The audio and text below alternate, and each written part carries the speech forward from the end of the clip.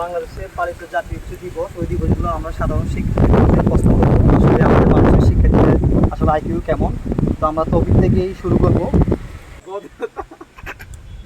আমরা টপিকের কাছে প্রশ্ন রাখতে চাই, মুক্তিযুদ্ধ দিবস কখন?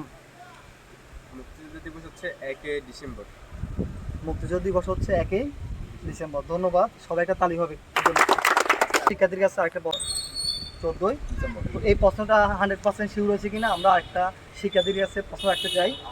তো তোমার কি মনে হচ্ছে 14 ডিসেম্বর? শিওর? আবার শিওর নাকি? তোমার কি মনে হচ্ছে? শিওর।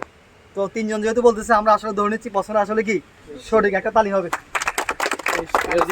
তো আমরা জাতীয় শিশু দিবস কখন?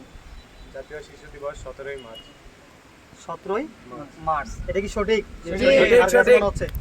তাহলে একটা তালি হবে। আমরা রাকিবের কাছে প্রশ্ন রাখতে চাই, বিজয় দিবস কখন?